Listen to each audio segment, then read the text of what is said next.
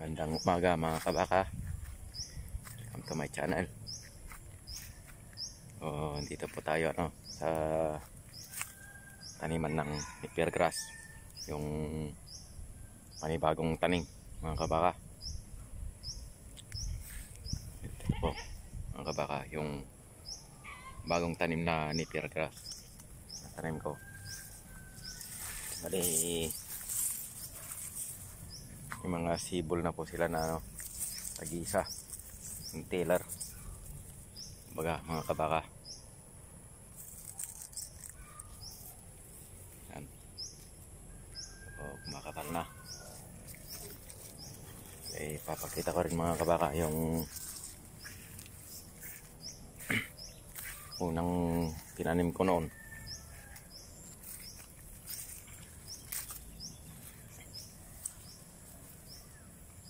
Mahirap yung yung walang makain yung alaga natin baka. Ito yung tanim ko noon.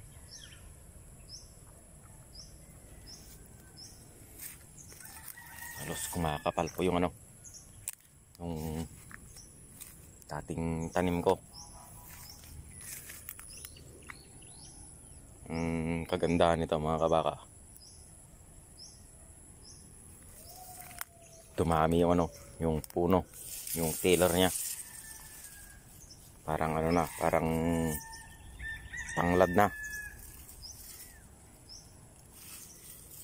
Yan. Gaya nito. Dahil summer na summer. Lalong gumaganda yung husbong niya. Ito ay ibang nipper grass to mga kabaka.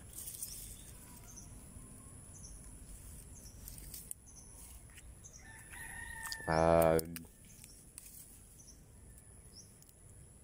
tumatanda na yung itong dahon niya, masyadong malutong, kakasugat. Ito yan. Di kagaya ng iba nipper grass ko mga kabaka. Kagaya nito mga kabaka, malambot yung dahon niya, parang kugon. Yan.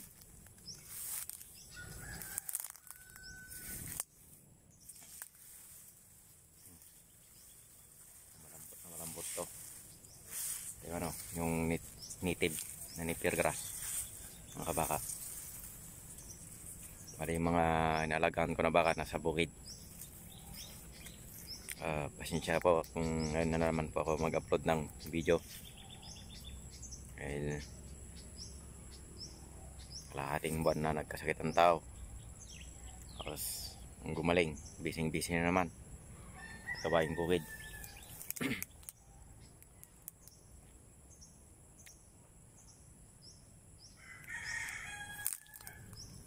Maganda yung panahon ngayon. Minsan nung araw umulan, kanina umaambon.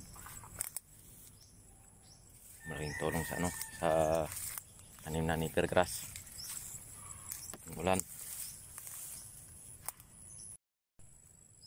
Ito yung bagong tanim nipper grass. Yan, may mga tailor na siya na tatlo. Yung iba apat. Ito yung madami.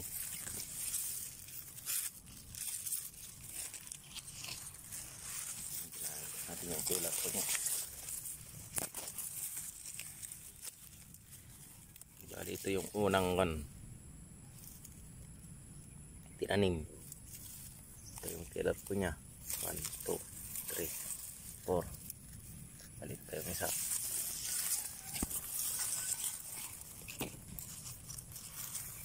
Ito madami na rin yung nakagat ko na baka. Isang inahin, mga anak na po itong buwan na ito.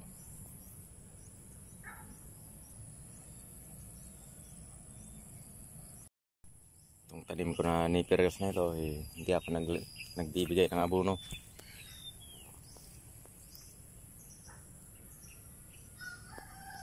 Papansin nyo, birding birde. Yung ibang tatanim, pinapakain nila sa alaga nila, nag-abono sila, nag-i-spray pa sila ng pesticide.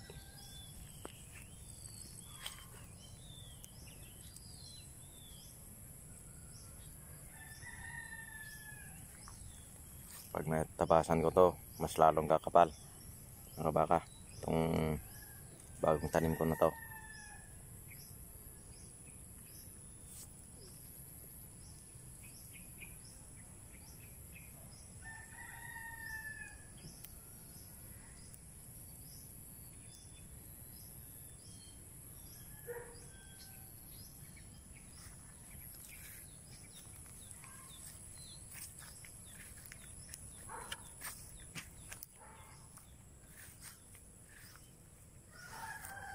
Kaya pag walang pagpasto lang sa bukid, meron na namang ay sa alawang baka. Baka lusog ng puno. May pergrass mga kabaka.